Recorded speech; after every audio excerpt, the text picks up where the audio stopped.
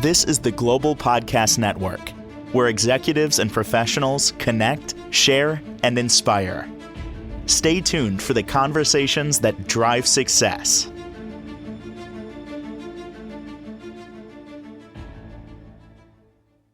This man has been driven to success, and that's after overcoming some pretty substantial challenges in his journey. It's led him to open a wonderful place, actually two places in California, Kava Bar.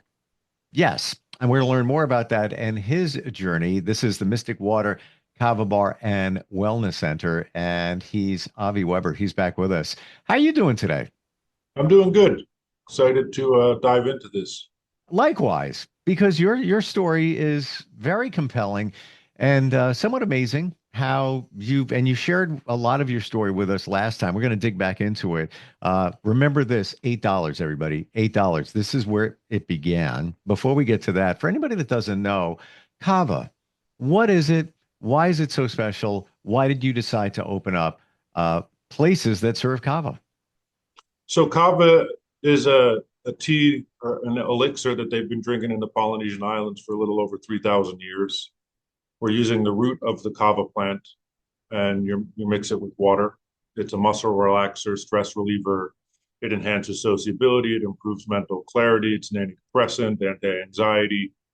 But it's, a lot of people think of kava as, oh, it's going to help me relax and go to sleep, right? But on the islands, they're using it to bring their community together. You're not bringing your community together by putting them to sleep. Relaxed and tired is not the same thing. But we're not used to being relaxed. So when we feel relaxed, we think we're tired. But if you can function relaxed, everything you do is going to be enhanced.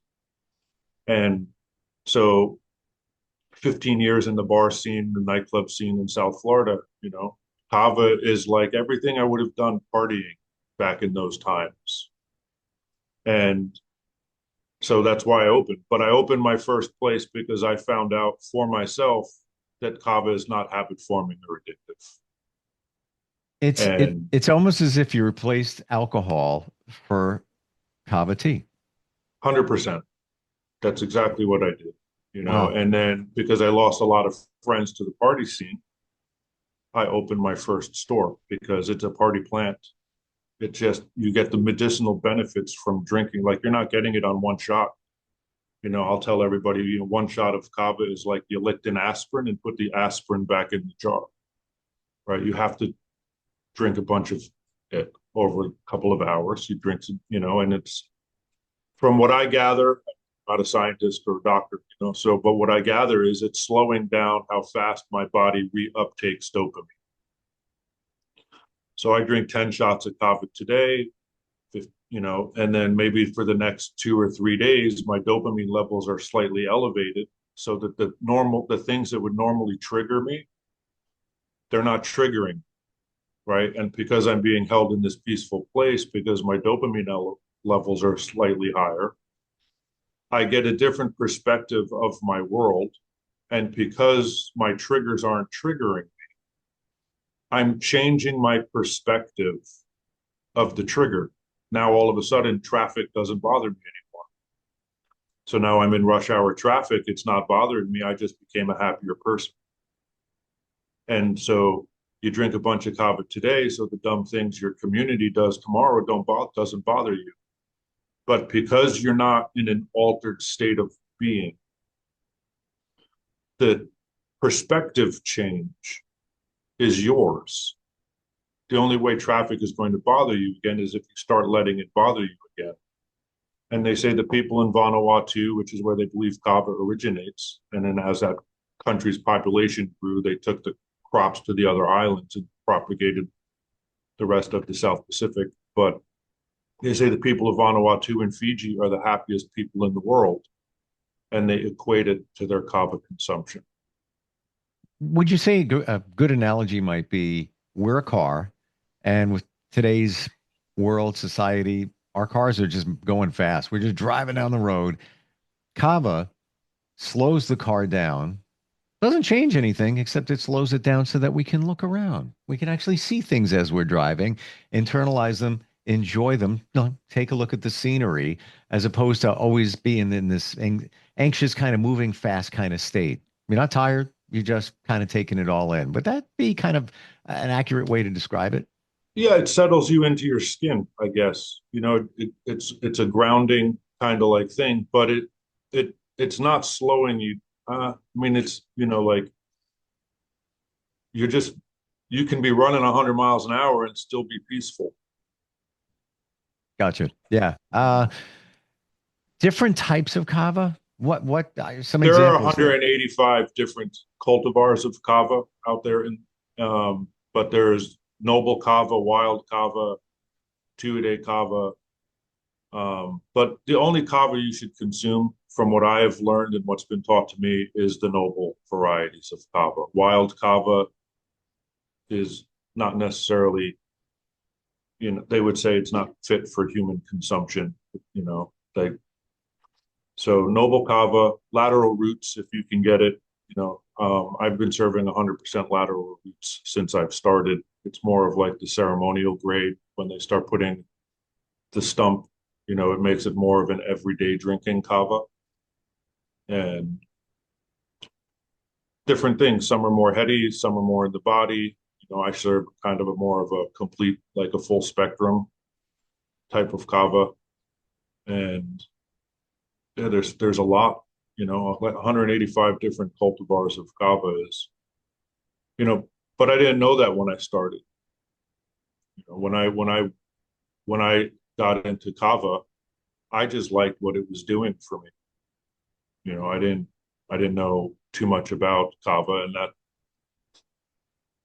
when I was opening the kava bar, we had this art installation being made, this gigantic banyan tree, and I only had $25,000 to open my first business.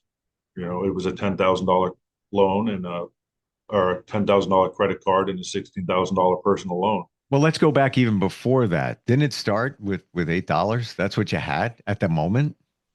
So yeah, so I was doing this Kundalini yoga practice that my sister gave me. It was for opening the heart center and prosperity.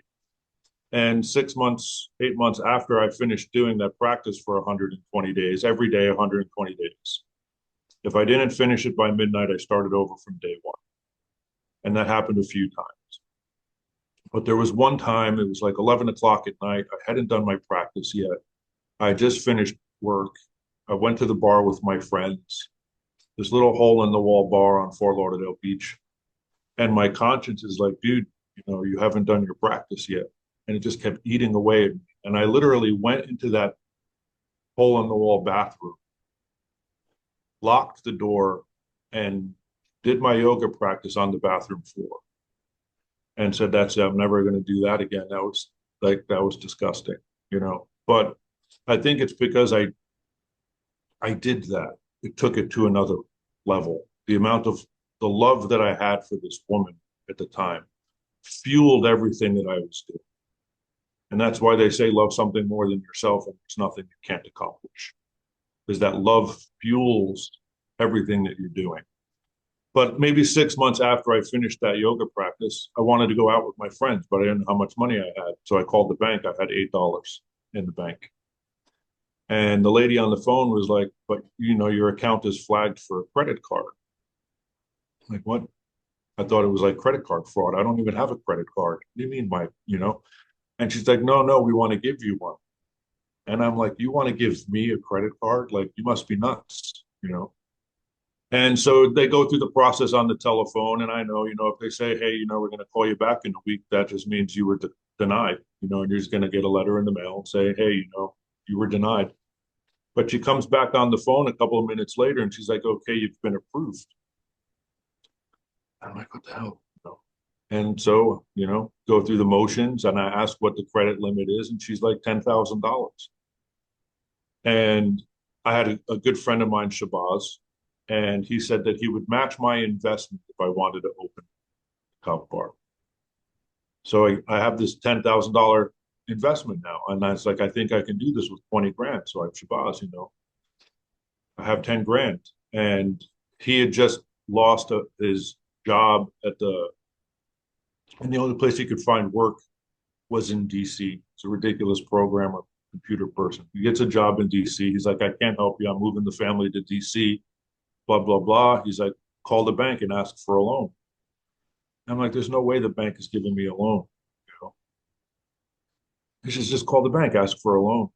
And one day I came home, stressed out about everything. And so I called the bank. And again, same process. But 10 minutes later, they're coming back. They're giving me a $13,000 personal loan. Do you want us to mail you the check or deposit it into your checking account? I said, deposit it into my checking account. Called back 5 minutes later, I have $13,008, you know. And then a couple of days later, I was like, let me try my luck. I called the bank back and I say, hey, miscalculated my loan. I need another 3 grand. And so again, the same process, it comes back 3 grand. So now I have a $16,000 personal loan from the bank, a $10,000 credit card. Right. And then I get a $25,000 loan to buy a new car. I never walked into the bank. This was 10 minutes over the telephone. And at the end of 2008, for a bank to give a broke waiter with a very low credit rating 60 some odd $1,000 in credit, no.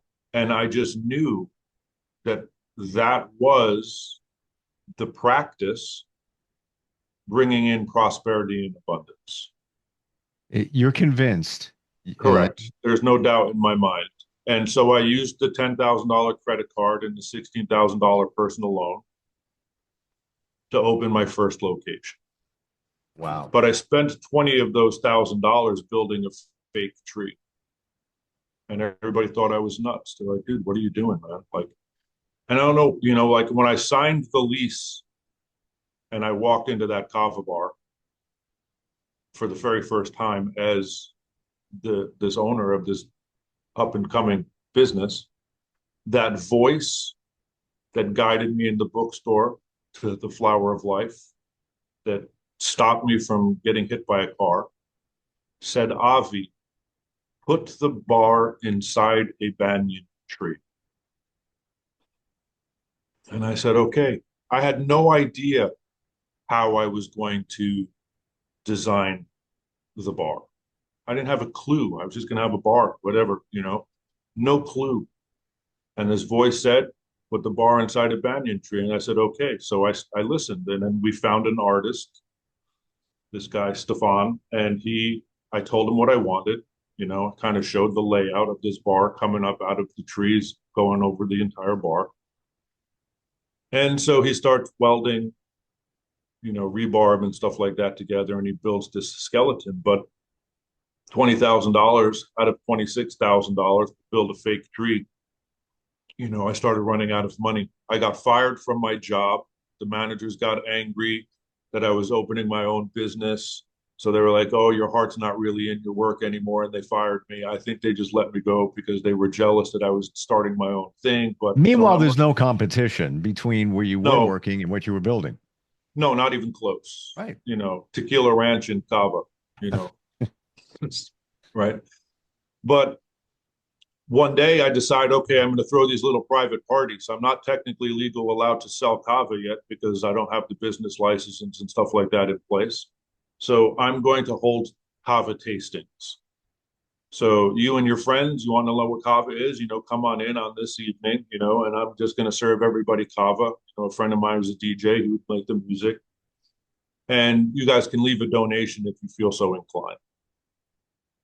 And this old dude comes in off of the street. He's like, what are you guys doing in here, And I tell him I'm opening up a Kava bar. And he starts to tell me all of these things about Kava that I had no clue about because I just liked Kava. I didn't know anything really about the culture. I just liked Kava as what it did for me, the muscle relaxation, the stress relief, great night's sleep. You'll sleep great after a night of drinking Kava. You wake up refreshed, no hangover really. And so he's telling me there's 185 different cultivars of Kava, the islands where they believe it originated. And he has this whole history. He tells me that the sacredness behind Kava and how they discovered it was there was this royal family on one of these islands and in Vanuatu, and the sister is getting married off to another tribe, and she doesn't want to go, and she takes off running into the jungle, and that's a no-no over there, I guess, at that time. And so the other tribe hunts her down and they kill her. And now the brother is miserable. They were very close. He's distraught and he wants to kill himself. And one day he sees this rodent chewing on this root of this plant, and the rodent keels over. And he's like, oh, if I eat enough of this plant, it'll kill me. And so he harvests the root of these plants and he starts chewing on it and chewing on it. And he passes out and wakes up the next day in the best mood he'd been in a long time. Hmm. And now Kava becomes one of the most sacred plants out of the Polynesian islands. And Wow. that's what Kava is. It's going to bring you out of you can't run from your problems on Kava, right? It's just going to bring you to a peaceful state so that you can see your problems with less stress and anxiety. So maybe you can navigate them differently. So I want to look at the things that presented for you. You get the loan from the bank, then you get another one, then your credit, right, gets up and up. 2008, very financially challenging time for many. And then you're thinking about opening a kava bar, and then you connect with somebody that gives you insight on kava and how Yeah, a wonderful it is. stranger right off the street, you know, and but the fascinating thing about that whole, like, it was just a party. He just walking by. He wanted to know what was going on. He was drawn in.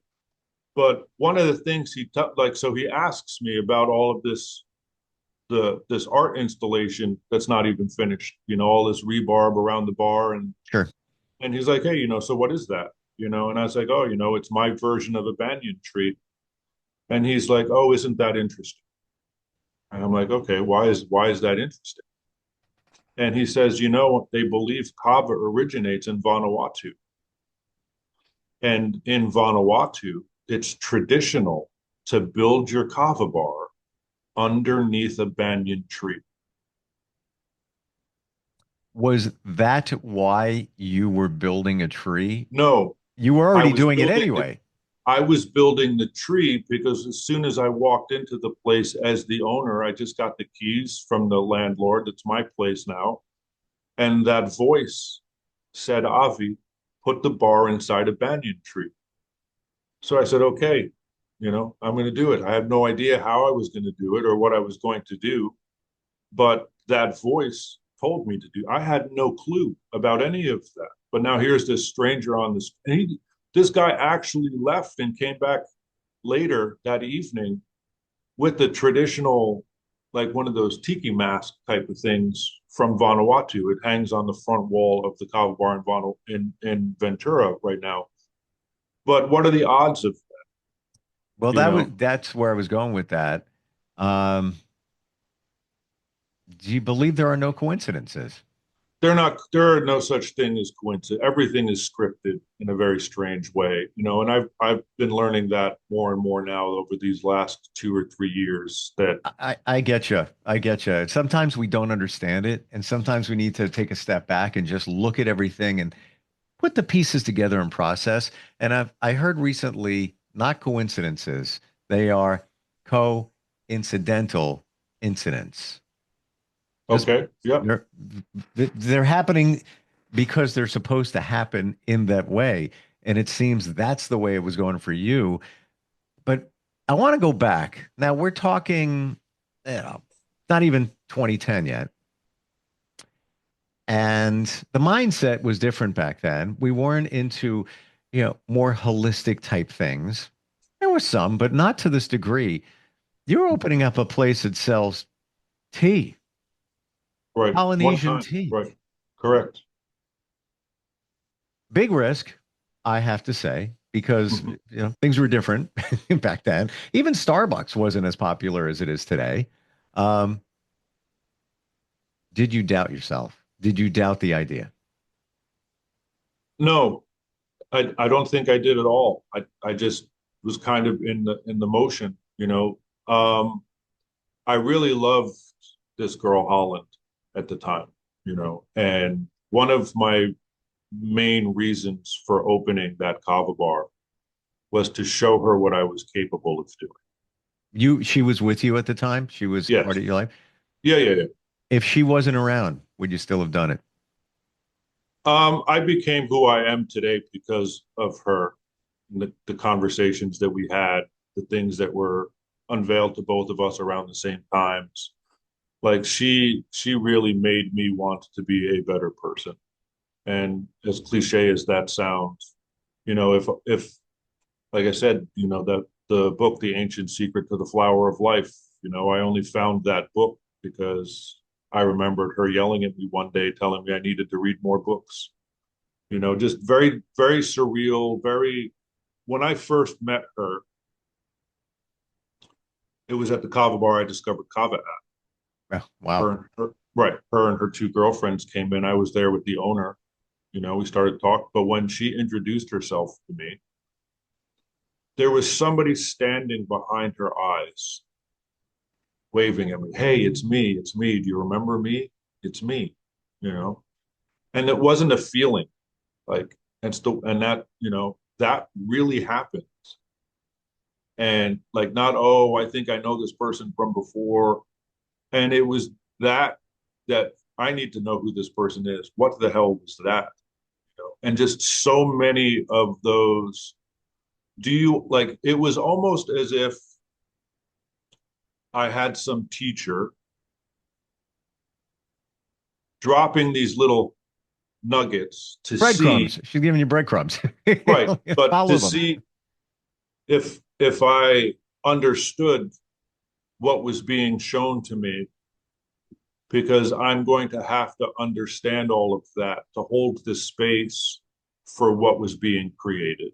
It's almost as if she was paving the way for you because the little things that she was throwing out there, you needed to go to the next step, go to the next Right. step. Would you say that based on Holland, people are in your life for a season or a reason? Yes, 100%.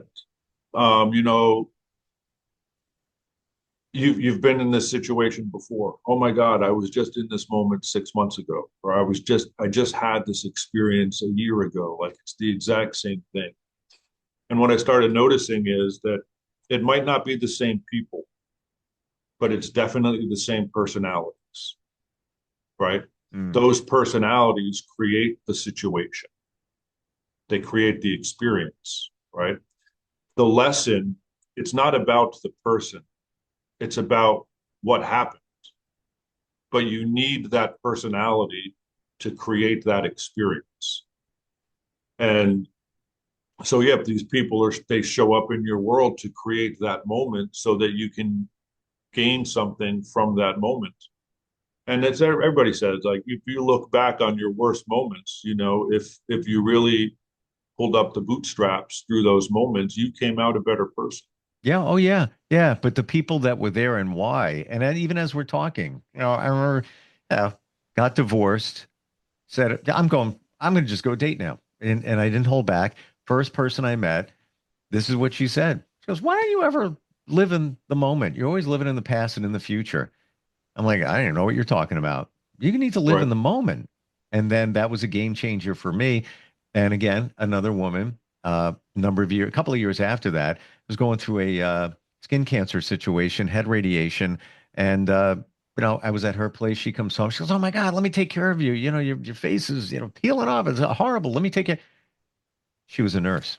And then I realized, oh, that's why you were in my life. And I helped her as well, but Mhm. she was there for that reason. So I think Holland was there. You needed her at that moment. She was almost Right. like, the kick in the pants to push you forward with and arm you with information and direction. I want to keep going. We're out of time. Yep. Your story is amazing. Love it. And there's so many universal things, universal takeaways from it. Mhm. Mystic Water, kavabar.com, 2 locations. Ventura, is that one of them? Do I have that right? Ventura, yep, Ventura and Huntington Beach. Avi, wonderful talking with you. An amazing story, and also inspiration for us as well. When we get kind of down and out, with worrying about money and things like that, $8 in your pocket, lots of challenges before you, and you pull it off, and you create this wonderful community and a beverage that supports people. Fantastic. I appreciate you being here today. Appreciate being here. Yeah, Thank and looking forward next time we get together. We'll be right back. This is the Global Podcast Network, where executives and professionals connect, share, and inspire. Stay tuned for the conversations that drive success.